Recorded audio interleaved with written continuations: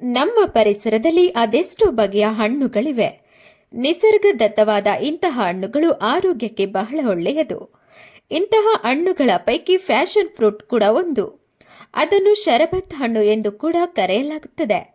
ಅದು ಗಸಗಸೆ ರೀತಿಯ ಬೀಜಗಳನ್ನು ಹೊಂದಿದ್ದು ನಿಂಬೆಹಣ್ಣಿನ ಬಣ್ಣ ಮತ್ತು ಹುಳಿ ರುಚಿಯನ್ನು ಹೊಂದಿದೆ. ಈ ಹಣ್ಣಿನಲ್ಲಿ ಕಡುಗೆಂಪು ಹಾಗೂ ಹಳದಿ ಹೀಗೆ 2 ವಿಧಗಳಿವೆ. ಆರೋಗ್ಯದ ವಿಚಾರದಲ್ಲಿ ಅದು ಸಿಹಿ ಗುಣಗಳನ್ನು ಹೊಂದಿದೆ. ಅದನ್ನು ಬೆಳೆಯಲು ಉಷ್ಣವಲಯವು ಅತ್ಯುತ್ತಮ. ಬಳ್ಳಿಯಲ್ಲಿ ಬೆಳೆಯುವ ಕಾರಣ ಯಾವುದಾದರೂ ಮರದ ಮೇಲೂ ಕೂಡ ಬೆಳೆಯಬಹುದು. ಬಳ್ಳಿ ನೆಟ್ಟು 1 ವರ್ಷದಲ್ಲಿ ಹಣ್ಣುಗಳನ್ನು ಕೊಯ್ಯಲು ಸಾಧ್ಯ. ಫ್ಯಾಷನ್ ಫ್ರೂಟ್ ಪುರುಷರಲ್ಲಿ ಇನ್ಸುಲಿನ್ ಪ್ರಮಾಣವನ್ನು ಸುಧಾರಿಸುತ್ತದೆ. ಅದರ ಸಿಪ್ಪೆ ಉರಿಯೂತವನ್ನು ಕಡಿಮೆ ಮಾಡುತ್ತದೆ. ಫ್ಯಾಷನ್ ಫ್ರೂಟ್ನ ಪ್ರಯೋಜನಗಳನ್ನು ನೋಡೋಣ.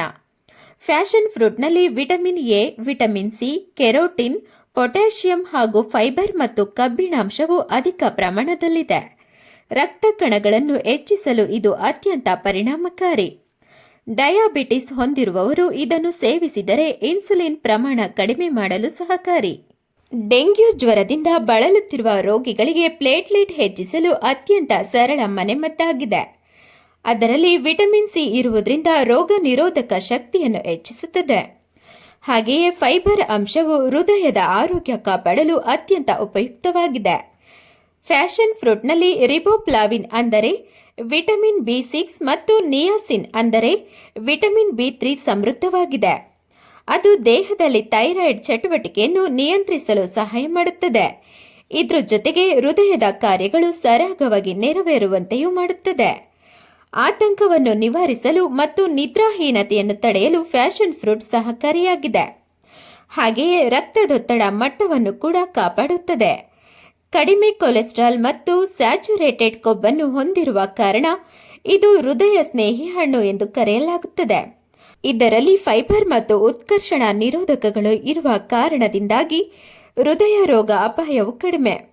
ಮೆಗ್ನೀಷಿಯಂ, ಕ್ಯಾಲ್ಸಿಯಂ, ಕಬ್ಬಿಣ, ಫಾಸ್ಫರಸ್, ಪೊಟ್ಯಾಷಿಯಂ ಮತ್ತು ಸೋಡಿಯಂನಂತಹ ಖನಿಜಗಳಿಂದ ಇದು ಸಮೃದ್ಧವಾಗಿದೆ. ಹಾಗಾಗಿ ಮೂಳೆಯ ಸಾಂದ್ರತೆಯನ್ನು ಕಾಪಾಡುತ್ತದೆ. ಮೂಳೆಯ ಚೇತರಿಕೆಗೂ ಕೂಡ ಸಹಕಾರಿಯಾಗಿದೆ. ಈ ಫ್ಯಾಷನ್ ಫ್ರೂಟ್ ಹಣ್ಣು ಹುಳಿ ಮತ್ತು ಸಿಹಿಯಾಗಿದ್ದು ಒಮ್ಮೆ ಸವಿದವರಿಗೆ ಮತ್ತೆ ಮತ್ತೆ ಸವಿಯಬೇಕೆನಿಸುತ್ತದೆ. ಇದರ ಜ್ಯೂಸ್ ಮಾಡುವುದು ಸುಲಭ. ಫ್ಯಾಷನ್ ಫ್ರೂಟ್ ಬೀಜಗಳನ್ನು ತೆಗೆದು ನೀರು ಹಾಗೂ ಸಕ್ಕರೆ ಬೆರೆಸಿ ಕುಡಿದರೆ ದೇಹ ಹಾಗೂ ಮನಸ್ಸು ತಂಪಾಗಿರುತ್ತದೆ. ಇದನ್ನು ನೀವು ಒಮ್ಮೆ ಟ್ರೈ ಮಾಡಿ.